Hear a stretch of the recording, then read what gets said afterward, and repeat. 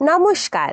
আজকে আমি তোমাদের শোনাবো উপেন্দ্র কিশোর রায়চৌধুরীর লেখা মজনতালি সরকার। এক গ্রামে দুটো বিড়াল ছিল। তার একটা থাকতো গোয়ালাদের বাড়িতে, সে খেত দই, দুধ, ছানা, মাখন আর সর। আর একটা থাকতো জেলেদের বাড়িতে, সে খেত খালি ঠ্যাঙার বাড়ি আর লাথি। গোয়ালাদের বিড়ালটা খুব মোটা ছিল, আর সে বুক ফুলিয়ে চলতো। জেলেদের বিড়ালটার গায়ে খালি চামড়া, হাড় কখানি ছিল। সে বলতে গেলে টলতো আর ভাবতো কেমন করে গোয়ালাদের বিড়ালের মতো মোটা হব। শেষে একদিন সে গোয়ালাদের বিড়ালকে বললে, ভাই, আজ আমার বাড়িতে তোমার নিমন্ত্রণ। সব কিন্তু মিছে কথা। নিজেই খেতে পায় না, সে আবার নিমন্ত্রণ খাবে কোথা থেকে? সে ভেবেছে, গোয়ালাদের বিড়াল আমাদের বাড়ি এলেই আমার মতো ঠ্যাঙা খাবে আর মরে যাবে। তারপর আমি গোয়ালাদের বাড়িতে গিয়ে থাকবো। মিয়াও। যে কথা সেই কাজ। গোয়ালাদের বিড়াল জেলেদের বাড়ি আসতেই জেলেরা বললে, ওই রে, গোয়ালাদের সেই দই দুধ খেকো চোর বিড়ালটা এসেছে, আমাদের মাছ খেয়ে শেষ করবে, মার বেটাকে। বলে তারা তাকে এমনি ঠ্যাঙালে যে বেচারা তাতে মরেই গেল। রোগা বিড়াল তো জানতোই যে এমনই হবে। সে তার আগেই গোয়ালাদের বাড়ি গিয়ে উপস্থিত হয়েছে। সেখানে খুব করে ক্ষীর সর খেয়ে দেখতে দেখতে সে মোটা হয়ে গেল। তখন আর সে অন্য বিড়ালদের সঙ্গে কথা কয় না, আর নাম জিজ্ঞাসা করলে বলে, মজনতালি সরকার। একদিন মজনতালি সরকার কাগজ কলম নিয়ে বেড়াতে বেরোলো। বেড়াতে বেড়াতে সে বনের ভিতর গিয়ে দেখলো যে তিনটি বাঘের ছানা খেলা করছে। সে তাদের তিন তারা লাগিয়ে বলল, এই খাজনা দে। বাঘের ছানাগুলো তার কাগজ কলম দেখে আর ধমক খেয়ে বড্ড ভয় পেল। তাই তাড়াতাড়ি তাদের মায়ের কাছে গিয়ে বললে, ও মা, শিগগির এসো, দেখো এটা কি এসেছে আর কি বলছে। বাঘিনী তাদের কথা শুনে এসে বলল, তুমি কে বাছা? কোত্থেকে এলে? কি চাও? মজনতালি বললে, আমি রাজার বাড়ির সরকার, আমার নাম মজনতালি। তোরা যে আমাদের রাজার জায়গায় থাকিস, তার খাজনা কই? খাজনা দে। বাঘিনী বললে, খাজনা কাকে বলে তা তো আমি জানি নে। আমরা খালি বনে থাকি, আর কেউ এলে তাকে ধরে খাই। তুমি না হয় একটু বসো, বাঘ আসুক। তখন মজনতালি একটা উঁচু গাছের তলায় বসে চারিদিকে উঁকি মেরে দেখতে লাগলো। খানিক বাদে সে দেখলো ওই বাঘ আসছে। তখন সে তাড়াতাড়ি কাগজ কলম রেখে একেবারে গাছের আগায় গিয়ে উঠল। বাঘ আসতেই তো বাঘিনী তার কাছে সব কথা বলে দিয়েছে। আর বাঘের যে কি রাগ হয়েছে কি বলবো। সে ভয়ানক গর্জন করে বললে, কোথায় সে হতভাগা? এক্ষুনি তার ঘাড় ভাঙছি। মজনতালি গাছের আগা থেকে বললে, কি রে বাঘা, খাজনা দিবি না? আয় আয়। শুনেই তো বাঘ দাঁত মুখ খিচিয়ে আলুম বলে দুই লাফে সেই গাছে গিয়ে উঠেছে। কিন্তু খালি উঠলে কি হয়, মজনতালিকে ধরতে পারলে তো। সে একটুখানি হালকা জন্তু, সেই কোন সরু ডালে উঠে বসেছে। অত ভারী বাঘ সেখানে যেতেই পারছে না। না পেরে রেগে মেগে ব্যাটা দিয়েছে এক লাফ, অমনি পা হড়কে গিয়েছে পড়ে। পড়তে গিয়ে দুই ডালের মাঝখানে মাথা আটকে তার ঘাড় ভেঙে প্রাণ বেরিয়ে গিয়েছে।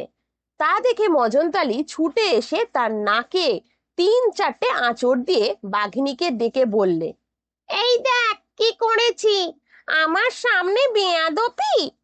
এসব দেখে শুনে তো ভয়ে বাঘিনী বেচারির প্রাণ উড়ে গেল।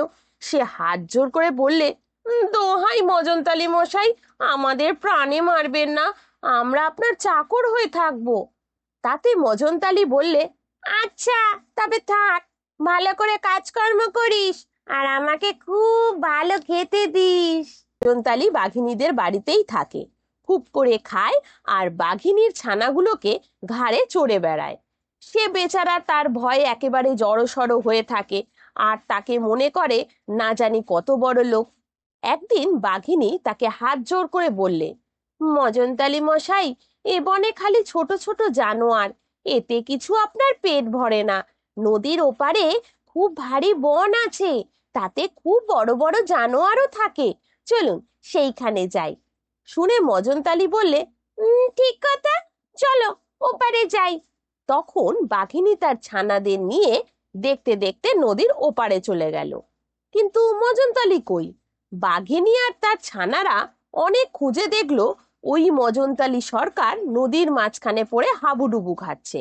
স্রোতে তাকে ভাসিয়ে সেই কোথায় নিয়ে গিয়েছে, আর ঢেউয়ের তারায় তার প্রাণ যায় যায় হয়েছে। মজনতালি তো ঠিক বুঝতে পেরেছে যে তার দুটো ঢেউ এলেই সে মারা যাবে। এমন সময় ভাগ্যিস বাঘিনীর একটা ছানা তাকে তাড়াতাড়ি ডাঙায় তুলে এনে বাঁচালো, নইলে সে মরেই যেত, তাতে আর ভুল কি। কিন্তু মজনতালি সরকার তাদের সে কথা জানতেই দিল না। সে ডাঙায় উঠে ভয়ানক চোখ রাঙিয়ে বাঘের ছানাকে চড় মারতে গেল, আর গাল যে কত দিল তার তো লেখাচোকাই নাই। শেষে বললে, হতবাগা মূর্খ, দেখ দেখি কি করলি। আমি অমন চমৎকার হিসাবটা করছিলুম, সেটা শেষ হতে না হতেই তুই আমাকে টেনে তুলে আনলি, আর আমার সব হিসাব গুলিয়ে গেল। আমি সব গুনছিলুম, নদীর কটা ঢেউ, কতগুলো মাছ, আর কতখানি জল আছে। মূর্খ বেটা, তুই এর মধ্যে গিয়ে সব গোলমাল করে দিলি। এখন যদি আমি রাজামশাইয়ের কাছে গিয়ে এর হিসাব দিতে না পারি, তবে মজাটা টের পাবি। এসব কথা শুনে বাঘিনী তাড়াতাড়ি এসে হাত জোর করে বললে, মজনতালি মশাই, ঘাট হয়েছে, এবারে মাপ করুন। ওটা মূর্খ, লেখাপড়া জানে না, তাই কি করতে কি করে ফেলেছে।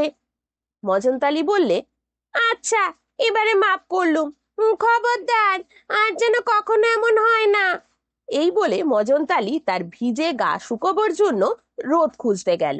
গভীর বনের ভেতরে সহজে রোদ ঢুকতে পায় না, সেখানে রোদ খুঁজতে গেলে উঁচু গাছের আগায় গিয়ে উঠতে হয়। মজনতালি একটি গাছের আগায় উঠে দেখলে যে খুব বড় একটা মরা মহিষ মাঠের মাঝখানে পড়ে আছে। তখন সে তাড়াতাড়ি গিয়ে সেই মহিষটার গায়ে কয়েকটা আঁচড় কামড় দিয়ে এসে বাঘিনীকে বললে, সে কি যা, আমি একটা মোষ মেরে রেখে এসেছি। বাঘিনী আর তার ছানাগুলো ছুটে গিয়ে দেখলো সত্যি মস্ত এক মোষ পড়ে আছে।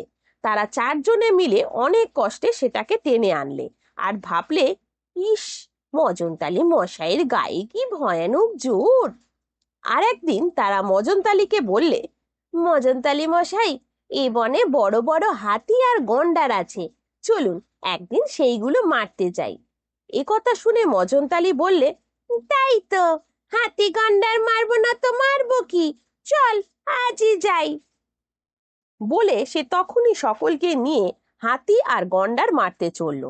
যেতে যেতে বাঘিনী তাকে জিজ্ঞেস করলে, মজনতালি মশাই, আপনি খাপে থাকবেন না ঝাঁপে থাকবেন? খাপে থাকবার মানে কি?